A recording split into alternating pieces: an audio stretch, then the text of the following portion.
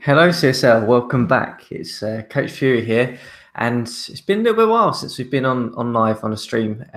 Last time we sort of caught up, we were talking about the draft and the off season that was coming forward. We're now sort of into the actual season itself and the wonderful aspect that is the trade 30 sort of cut off for trades beginning.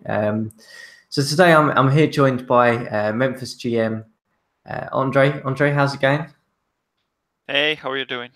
Yeah, not too bad, not too bad. And so it's been a busy week for you, really, in terms of CSL, I think, and in terms of some other teams. But I think it's great to get you on and to sort of hear a little bit about your trade, because I think yours was the blockbuster move for us. It's interesting Yeah. because obviously the NBA had their trade chaos this week, and hmm CSL seemed to have had theirs as well. So.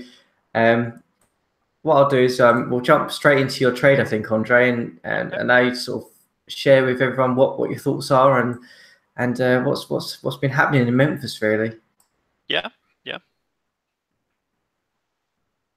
Okay. Yeah, I see the screen now with the trade up there. So yeah, we are. I think we are at about 6 and 7 right now on the season. So we weren't playing to my expectations. In particular, we're struggling defensively. Um, on a personal side, I was somewhat um, losing interest. And I think that happens when your team is underperforming and you're losing, and you're trying to do something and it doesn't work. Eventually, it creeps up on you. So I needed to shake it up. I was talking to a few GMs about doing some trades without including Chris Middleton, and it seems like there's nothing useful that could get done. Nobody's really interested in anybody else. So eventually, I had to pull the plug on him as well. And they seem to be like an interesting deal. Durant's coming in, maybe the best player I've ever had. Uh, he's only probably going to be there for or at that level for about what 2 seasons or so. So I better get the most out of him now. That's what I'll try to do. Yeah, so let's dive into this a little bit. So, from an outsider point of view, I joined the league. What was probably about a year or 2 years ago now. I can't remember, but Yeah, um, looking at Memphis was always a team to me that never had a star and always had a collection of good players, yeah. and always seemed to be overachieving against some of the elite in the Western Conference. Well, just tell the viewers a little bit about the mindset in change, really, because you've essentially what you've done here is moved two good players in Middleton and Woods for Durant, who is still an elite player, not the level he Yeah. was, but he still is a star. Just what was your thoughts around that and your process for that? Well, you're right. We never had that elite talent, even though some could argue that Al Jefferson was at that level. I did play him a lot at single post, so that boosted his numbers a little bit. And then we had Dragic and Conley as well. That's pretty much it. Um, so I always thought about whether bringing in a star caliber player is a good idea or not. I don't think I ever had the assets to bring in somebody in their prime, and the draft didn't really work out. But looking at the champion teams that we had so far, and I think we had what 7 champions. They all have that one player to lead them. Um, so I don't think we ever had a team that just won, constructed like mine was with just average or above average, a bunch of players that are good but not great. So I thought about it for some time whether it's even possible to be at that elite player, to be in that top 5 in the conference or in the league, while not having that elite talent on it. Um, I tried it, got some mixed results out of that. So right now, I decided to see what I can do with if I get one of those elite talents on the team. Yeah, yeah. I mean, it's quite interesting that this is the similarities between this and the the NBA Blake Griffin trade are very similar in the sense that you're essentially gambling on a star who, for the past year, 18 months in the league, his value has dropped dramatically after his injury. And essentially, similar situation to Detroit. You moved a few pieces, probably some better pieces than what Detroit moved in the Griffin deal, but to acquire someone who trying to give him a last shot, really. So, in terms of the move, I mean, was it tough to give up Middleton, who is highly valued in the league across a lot of different GMs? I've seen him as being this elite 3-point gunner. Was it a difficult decision to move him? Yeah, of course it was. He was a rookie of the year for me, and then most improved player the following year. So he was our best player, all-star as well. But I don't think we were going anywhere with the lineup that we have right now, and I didn't get any offers and I didn't get any replies to my offers that were to my satisfaction. I didn't want to stay at that 50% team and that eventually going to get wiped out by the likes of Sacramento and Phoenix and whoever else.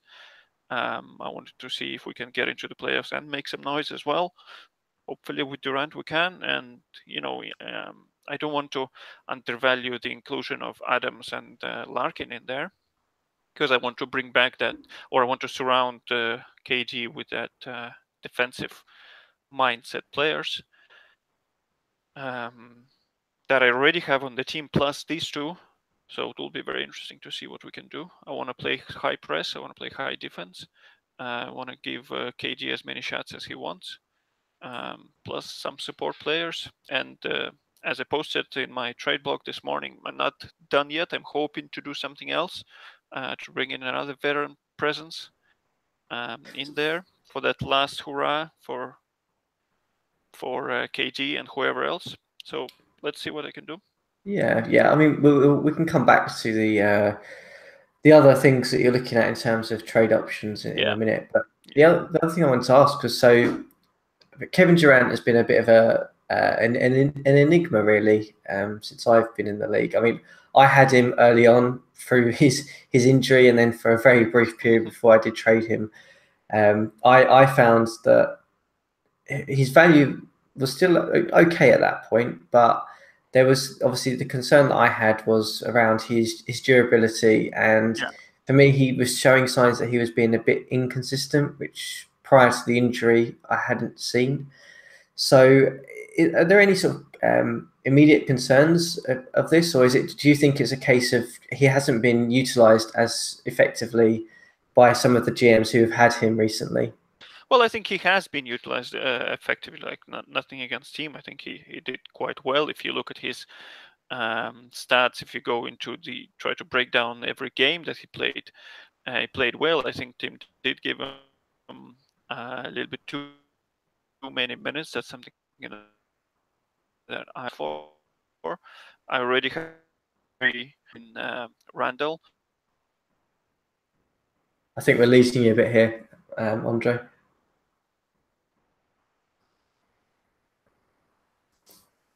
So we'll flick over whilst we have some problems. Let's just have a quick look so we can see if we can grab Durant's current performances so far this year. Can you hear me now? Yes, we can. I've just flicked over to Durant's player card just to see that he's been playing about 26, 27 minutes a game. Yeah, but he has been injured the last 2 weeks, I believe. So he's been playing limited minutes, but still putting up pretty good numbers. Yeah, I mean, it's not. It's not been a huge drop off. I think his shooting has suffered a little bit, but that may be because he's been playing through an injury. But we kind of lost you when you were talking about, I think, Randall and how you were looking to utilize him, saying that he has still been playing good minutes. Yeah. Well, he won't be playing anywhere close to even 40 minutes, right? Maybe I'll limit him to 30 minutes or so for now, just to see how we go along.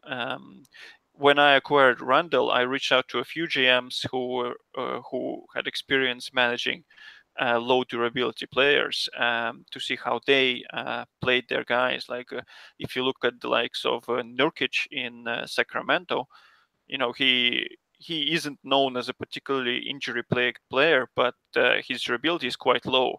And I think BT did a great job there. I got some good advice from him, and then the likes of Odin. So I did some investigation on how to manage these kind of players. So I'm trying to limit the minutes. I'm trying not to play these players at bursts of more than 6 minutes each without rest, and then trying to limit the back-to-backs as well with Randall, at least so far. And he got his latest injury because I didn't submit a GC in some time, and that happened after a back-to-back. So I think if I keep it safe there or play it safe and limit Durant and Randall, maybe play Randall in the first of a back-to-back, play Durant in the second, something like that. I'll get something useful out of this. Of course, if Randall remains with us, because he may be traded for an older player. Yeah. So do you see Durant playing multiple positions for you, or are you Yes. going to try and set him in one role? Yes, for sure. I see him playing anything from shooting guard to center. I don't know if I'm going to try him at point guard. Probably not, but really everything depends on the matchups. I'll play him against whoever is the worst defender and the worst disciplined player. That's what I like to do with the likes of Cody Zeller as well, a player who is a high scorer that draws a lot of fouls. Yeah, absolutely. So it's going to be an interesting move for you, I think. I think you kind of touched on it earlier, where you mentioned that this probably is the start of a flurry of trade activity from you guys in Memphis. Have you sort of had anything sort of hit your line yet, or are you still waiting for sort of ideas and offers to come your way to try and upgrade the veteran talent in the team? Well, I'm trying to reach out just to send out a few feelers here and there. But as I said, I'm looking for a player that is very good right now, maybe on a ginormous contract, and even if they're 30 plus, just to align them with Durant's timeline.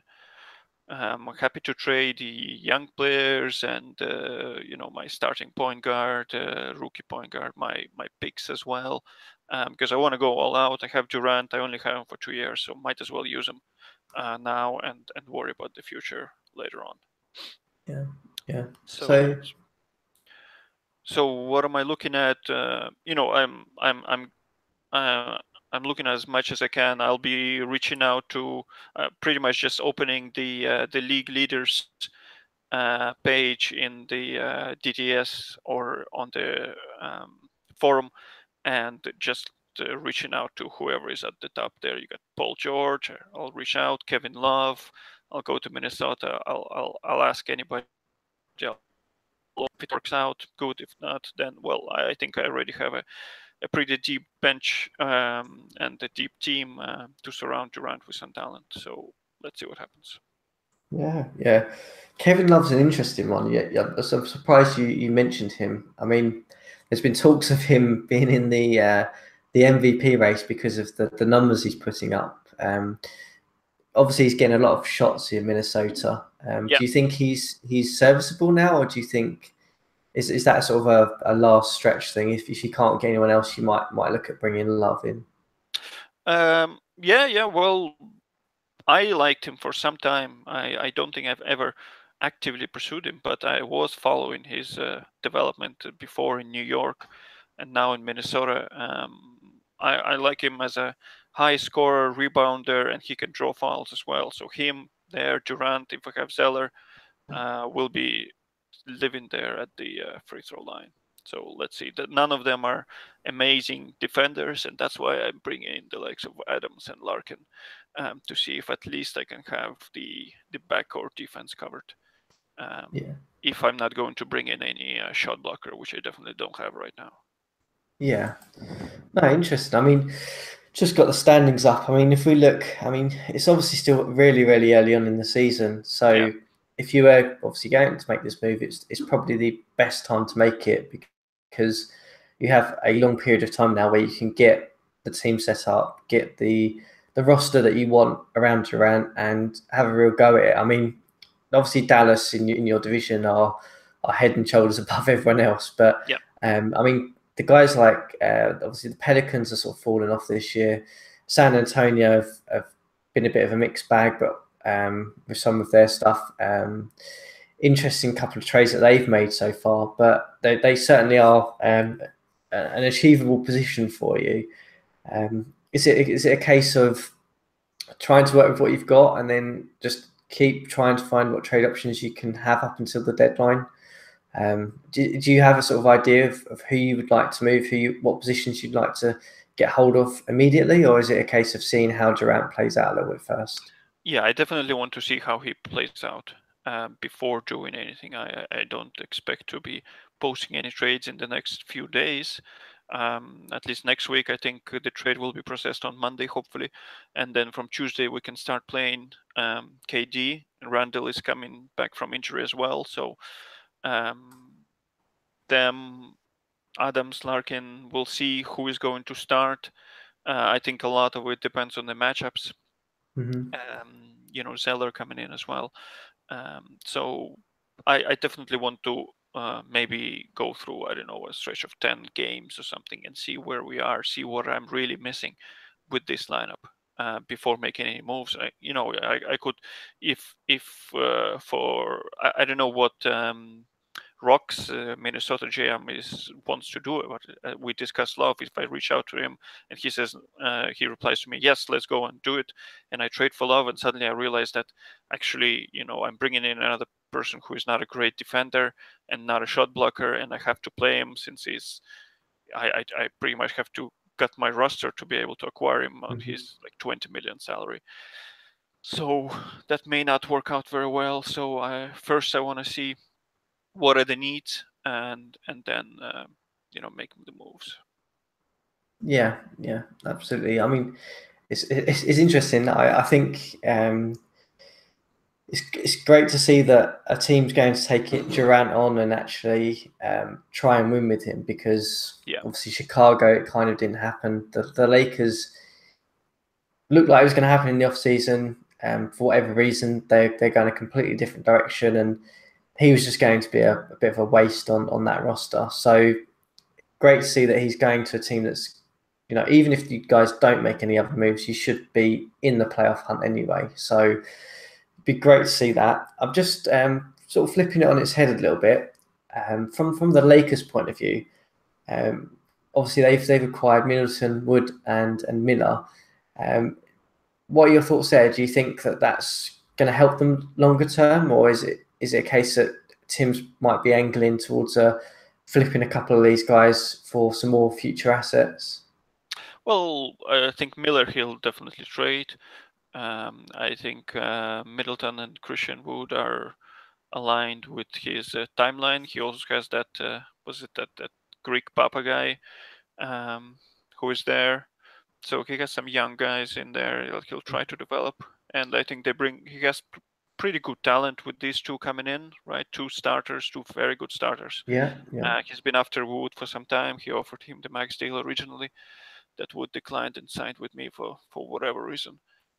Yes, yeah. So I mean, looking at this, I mean, the lineup they're probably going to have is Napier, probably shooting guard, probably throw Middleton in there, and then I'm Yeah, guessing I had to guess McCall would come into the lineup and then probably play. Well, he's got Diallo and Len at the moment in that starting rotation, but I mean, if he's looking to develop guys, Papagiannis and Woods probably are your front guys. If he's going to move Miller, so yeah, it's a young lineup and it's an interesting lineup, yeah, and yeah, like you said, I think it fits their longer term plan anyway. So yeah. It will be interesting to see how he's gonna play his bigs. Like he has the Diallo, who I think he really likes, and then Greek Papa, right, and Wood coming in. I think Wood can play both center and power forward. From my experience with him, about just over a season, he looks like he prefers power forward more for some reason, and I really like his durability. Like, he's yet to miss a game for me, and I think he never even had any serious injury over the last year or so. So that works very well for him.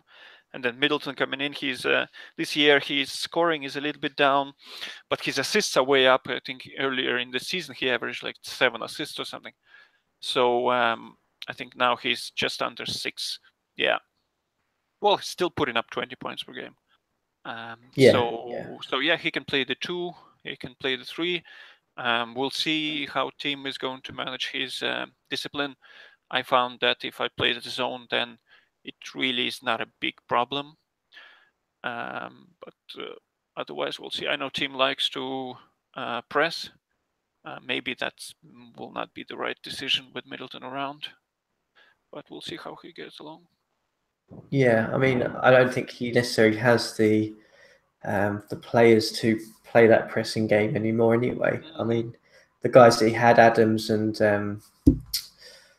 what's his name, Adams and Larkin were designed for that type of game, but I don't think necessarily Napier probably could, but I don't think the rest of that starting rotation could play that style. So might mean that we see a different type of style from Tim, which would be interesting, because I obviously did the write up for the Lakers at the beginning of this year, and I sort of said that there was 2 directions they're going to go with Durant. They're either going to trade him or they're not. But this could be a real interesting season on the aspect that Tim's famous jester ball style, he may have to rethink how he does that, because he necessarily doesn't have the players that fit that type of scheme or system that he usually employs in his teams. So wonder if he changes his style up a little bit this season. That could be interesting. Yeah, it will be interesting to see how Napier is going to play with Middleton. I think his scoring rating is a little bit higher than Middleton's, maybe 1-2 points higher. But obviously he wants Middleton to shoot a lot because of his efficiency. And then he has Panitka, who I think is a very good player. Originally a draft pick by us. I think he spent 1.5 seasons with us. He's a scorer, pure and simple, and he gets to the line quite well. But he doesn't do anything else, doesn't play any defense, and certainly not a player you want to take shots away from Middleton. So let's see how he gets along. He has a challenge. Yeah. No, it'll be interesting. I'm interested to see how both these teams do come towards the end of the season, because both going in completely different directions, but both facing some really interesting challenges on that wherever they're going. So it will certainly be interesting. So I know we've only got you for a little bit longer. What I was going to suggest was, are there any sort of other trades that have stood out to you that have happened? Because obviously there's been a huge flurry over the past sort of few days. Are there any that you really stand out that you're dying to sort of throw an opinion into the ring with? I don't know. I think the second most famous trade was the San Antonio and Brooklyn, and some super enthusiastic about the return that the Spurs are getting from for John Wall. I think me just paying a good price for Durant and then looking at this trade, I'm thinking, I probably should be the one dissatisfied with it most.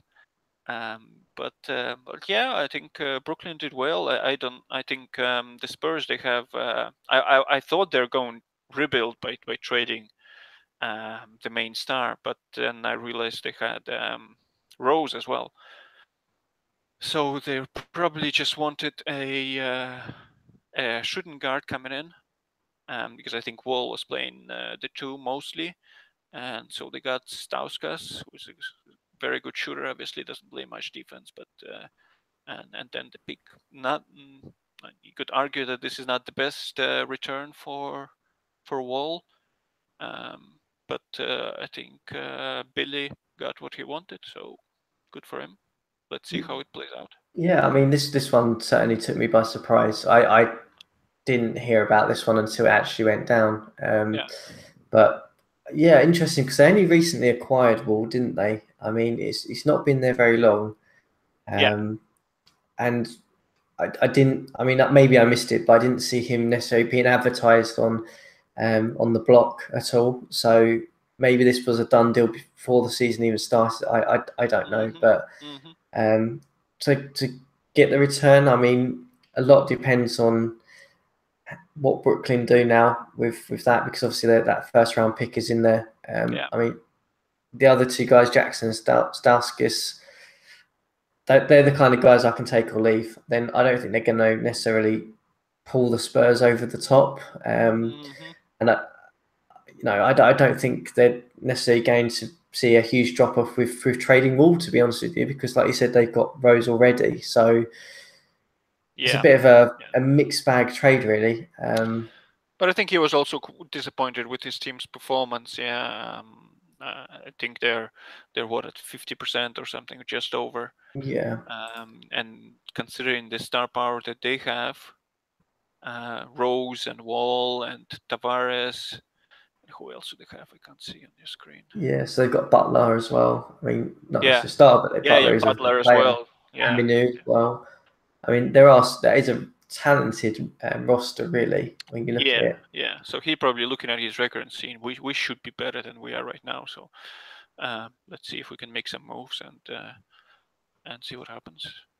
Yeah, I mean, I think just looking at their roster, it kind of makes sense, really, that getting a couple of wing players in, because it's probably a bit of balancing out of that roster, to be honest, from the Spurs point of view. But I don't think they're going to see a huge drop off in their performance or a huge improvement in their performance. If I'm honest, I think they're going to stay more or less where they are with this trade. So. Yeah. Well, I'm hoping to certainly catch up with them and overtake them in the standings with what I'm doing, and certainly try to challenge Dallas as well. Yeah, and I mean, from the Nets' point of view, I think adding John Wall is an upgrade over Delon Wright, definitely. They could be a bit of a dark horse in the East now. I mean, they're 8-6. I think you look at who they've got around them. I mean, obviously the likes of the Raptors are probably going to win that Atlantic division, but I mean, the Celtics have been a bit hit and miss, particularly away. As Dennis keeps mentioning, but they could push the Celtics all the way this year with this trade. I think they're playing very well this year, and let's see what Wall is going to bring. He's a good defender. He can press, depending on the style that Adam is going to play. Hopefully, it's going to work out. Yeah. No, it will be interesting to see how it goes. So yeah, I mean, I think those are the two sort of biggest trades. I think the Durant one was the one that was the blockbuster at day 30. So it was great to get you on to sort of hear what your views were and what direction you're taking Memphis. Certainly going all in will be interesting, and wish you the best of luck with how you get on, and hopefully you manage to sort of acquire the pieces that you need to compete in a difficult Western Conference. It'll be interesting to see. But thank you very much for coming on today.